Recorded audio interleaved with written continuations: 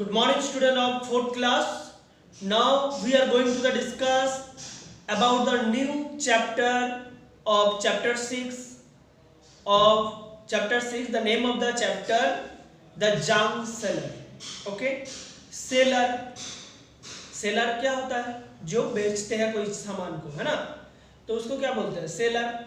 Junk seller कोई भी सामान बेचते हैं. ओके, तो बेचने का जो काम होता है तो क्या होता है? Give and take. ओके, क्या देते हैं? सामान, थिंग्स. ओके, एंड क्या लेते हैं? पैसे, मनी. ओके स्टूडेंट्स, सो जब हम बेचने की, सेल करने की बात कर देते हैं तब पैसे, मनी की बात आ जाता है ना. तो students, at first in this chapter 6, the junk seller. Chapter 6 में जो जंक सेलर है, ये basis on the money. Okay, so आपको पता है कि 1 रुपीज कितना प्राइस होता है? Yes, 1 rupees means 100 price. Okay, understand students? वैसे ही कोई भी रुपीज को अगर आप पैसे में कन्वर्ट करना चाहते हो तो क्या होगा? Rupees multiply by 100. जैसे रुपीज क्या है? बड़ा यूनिट, और पाइस क्या है? छोटा यूनिट. ओके, तो बड़ा यूनिट से अगर छोटा यूनिट करना चाहते हो तो क्या करना चाहिए? Multiply by 100.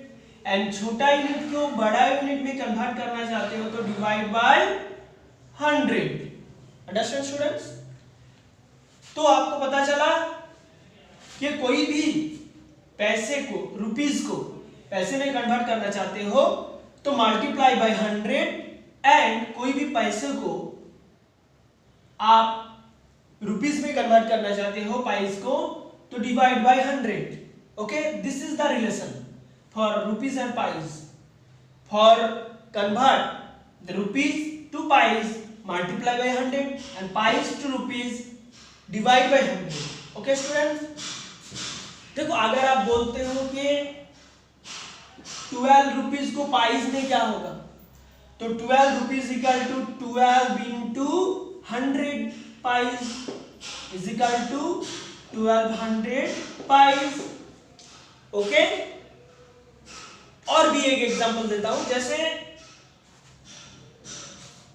आप अगर पाइस को रुपीस में कन्वर्ट करना चाहते हो, सपोज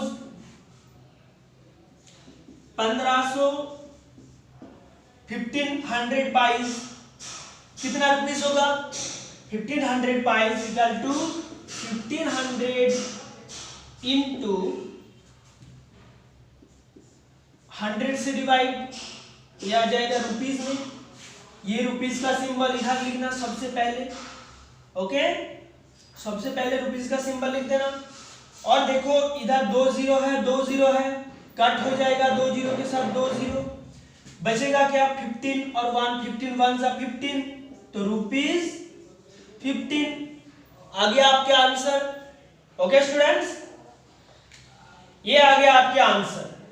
ठीक है, नेक्स्ट अब हम थोड़ा डिस्कस करेंगे कि क्या क्या रुपीस आपने देखा है. ओके, क्या क्या रुपीस देखा है आपने? पहले पाइस से स्टार्ट करते हैं. 25 पाइस देखा है आपने, 50 पाइस, और उसके बाद में क्या आ जाता है? रुपीस 1 आता है. 1 रुपीस देखा आपने, कॉइन. रुपीस 2 रुपीस का कॉइन. आफ्टर 5 रुपीस का कॉइन. ओके, अभी अभी क्या आया? 10 रुपीस का कॉइन. अंडरस्टैंड? ये कॉइन आपको देखने के लिए मिलता है। आफ्टर दैट ये तो अभी बंद हो गया, ये भी बंद हो गया, लेकिन आपको 1, 2, 5 एंड 10 रुपीज का कॉइन मिलेगा। ओके स्टूडेंट्स, आफ्टर दैट हम जाते हैं नोट में। ओके, पहले तो आप 5 रुपीज का नोट देख सकते हो, 10 रुपीज का नोट, 20 रुपीज का नोट, 50 रुपीज का नोट, 100 रुपीज का नोट, 200 रुपीज का नोट, 500 रुपीज का नोट, 2000 रुपीज का नोट। ओके, इतना नोट अभी आपको मार्केट में मिलेगा या फिर आपके पास में होगा। ओके, ये मार्केट में अभी ऐसा नोट और कॉइन चल रहा है, ये दो कॉइन नहीं चल रहा है क्योंकि ये बैंड हो गया, ये दो कॉइन। ओके, सो स्टूडेंट ये कॉइन तो पहले था, अभी क्या कॉइन 1, 2, 5 एंड 10 रुपीज का, और नोट में क्या है 5 रुपीज का नोट है, 10 रुपीज का नोट है, 20 रुपीज का नोट है, 50 रुपीज का नोट है, 100 रुपीज का नोट है, और 200 रुपीज का, 500 रुपीज का एंड 2000 रुपीज का नोट है। ओके, ये नोट में से मैं आपको बता देता हूं कि 100 और 500 रुपीज का नोट दिखाता हूं आपको। इसके अलावा देखो, ये अभी का 500 रुपीज का नोट है एंड ये आ गया 100 रुपीज का नोट। ओके, ऐसे 200 रुपीज का नोट होता है, 2000 रुपीज का नोट होता है, 20, 50, 10 एंड 5 रुपीज का। ओके स्टूडेंट, ऐसे आपको नोट को पहचानना है ये कैलकुलेशन करने के लिए। अंडरस्टैंड? ये चैप्टर अच्छा से समझने के लिए आपको घर से क्या करना है, पापा से पैसे लेना है एवरी नोट एंड कॉइन का। उसके बाद आपको इस नोट एंड कॉइन को आइडेंटिफाई करना है कि कौन सी नोट क्या रुपीस है। जैसे मैं बोलूंगा कि 50 रुपीज नोट बताओ आप, तो आप क्या बताओगे 50 रुपीज नोट, 2000 रुपीज नोट बताओ, ये हो गया 2000 रुपीज नोट। लेकिन रियल में आपको कॉन्सेप्ट होने के लिए आपको क्या करना चाहिए, रियल नोट देखना चाहिए। ओके स्टूडेंट्स, तो आपको क्या करना है, घर पे रियल नोट देख के आइडेंटिफाई करना है ये कौन सी रुपीज नोट है, ये कौन सी रुपीज नोट है, ऐसे देखना है। जैसे मैं अभी रियल 2 बताया था। ओके, वैसे आपको भी घर पे देखना है। ओके स्टूडेंट्स, एंड इसमें से आप अभी थोड़ा बहुत रिलेशन बताऊंगा आपको। जैसे ये इंट्रोडक्शन पीरियड है, तो इंट्रोडक्शन में मैं थोड़ा बता देता हूं। जैसे मान लो मैं 4 रुपीज का 4 नोट्स लिया, कितना रुपीज का, 50 रुपीज का, तो कुल मिला के कितना रुपीज होगा, 50 रुपीज का नोट कितना लिया, 4 बार 50 50 50 ऐसे नोट लिया। देखो कैसे नोट, एक बार 50 50 50 एंड 50 रुपीज।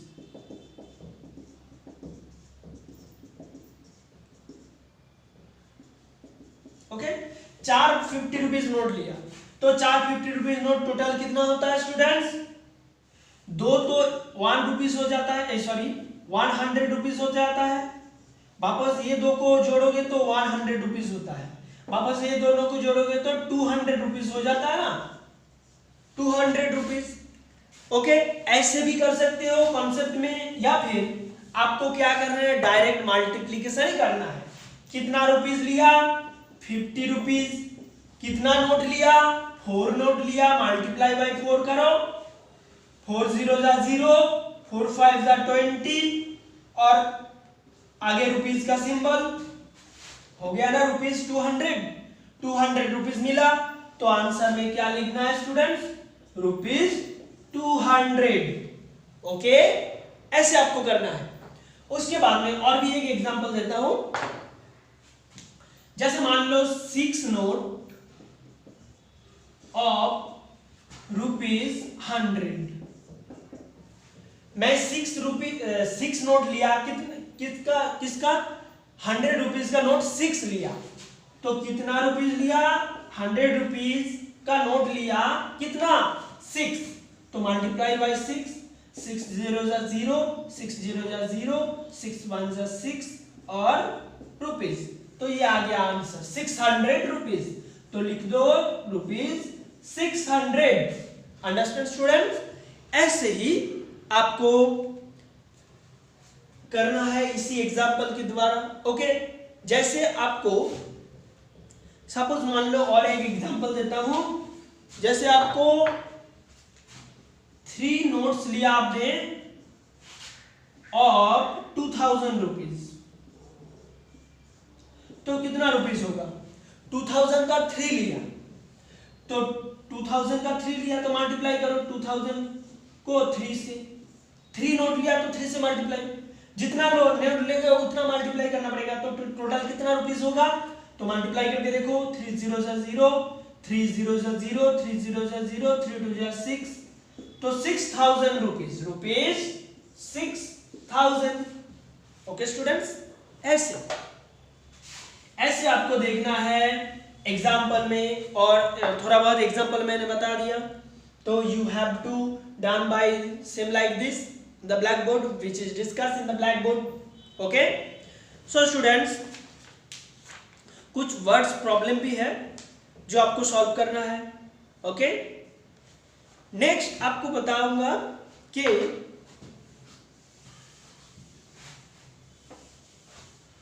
कोई भी सामान हो, सपोज कोई भी सामान का एक अमाउंट, सपोज ये रुपीस है, कोई भी एक एग्जांपल देता हूं आपको, जैसे 500 रुपीज। ओके, ये एक अमाउंट है। आपको पता है बैंक क्या करता है, बैंक हमसे पैसे लेते हैं और उसी पैसे को कुछ समय बाद में हमको पेड करते हैं, पैसे थोड़ा ज्यादा पेड करते हैं। क्यों? क्योंकि बैंक हमको क्या पेड करता है, इंटरेस्ट के साथ पेड करता है। ओके, जैसे मान लो बैंक हमको हमारे पास से इतना पैसे लिया। ओके, तो हमारे पास से अगर बैंक 500 रुपीज लिया, तो 1 ईयर के बाद में, 1 ईयर्स आफ्टर हमको क्या दिया बैंक, मान लो रुपीज 580। क्यों दिया, ये 580 ज्यादा है या 5? हमने 500 रुपीज जमा किया था, एक साल बाद में 580 रुपीज बैंक हमको वापस दिया, तो बैंक कितना ज्यादा दिया, बोलो बैंक कितना ज्यादा दिया। तो ये करने के लिए क्या करना चाहिए, माइनस करना चाहिए इससे इसको। ओके, तो 508 माइनस 500 क्या होता है, 80 रुपीज। रुपीज का सिंबल लिखना पड़ेगा। तो 80 रुपीज हम बैंक क्या किया, हमको ज्यादा दिया, तो अमाउंट इंटरेस्ट क्या होगा, अमाउंट इंटरेस्ट ₹80, क्योंकि 80 रुपीज हमको ज्यादा दिया, यही हो गया बैंक का इंटरेस्ट जो हमारे इस पैसों से जोड़ के दिया 580 रुपीज। बैंक को हमने इतना पैसे दिया, बैंक रिटर्न इतना किया, तो बैंक कितना एक्स्ट्रा दिया, इतना पैसे, यही हो गया interest. This is as interest which given by bank to us. Understand students? ऐसे और एक चीज आपको बता देता हूं इसमें, जैसे ये तो आपको इंटरेस्ट कैसे निकालोगे समझ में आ गया कि बैंक कितना एक्स्ट्रा दिया, वही होगा इंटरेस्ट। नेक्स्ट है, कोई भी एक मान लो आइटम्स है, मान लो पेन। ओके, पेन का कॉस्ट सपोज 5 पेन, मान लो 5 पेन का कॉस्ट जब आप क्रॉय मतलब खरीदते हो, तो कॉस्ट अमाउंट जब आप खरीदते हो मार्केट से 5 पेन, तब आपको क्या कितना पेड करना पड़ा, सपोज मान लो 50 रुपीज, और इसी पेन आप दोबारा सेल कर रहे हो, मतलब सेलिंग अमाउंट क्या है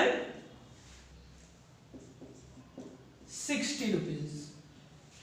ओके, अब क्या बोलो, आपका कॉस्ट जितना भी खरीदा आपने 50 रुपए लॉस करके, मतलब 50 रुपए देकर खरीदा 5 पेन, और आपको क्या मिला, आप खुद ये 5 पेन को सेल किया तो आपको कितना मिला 60 रुपीज।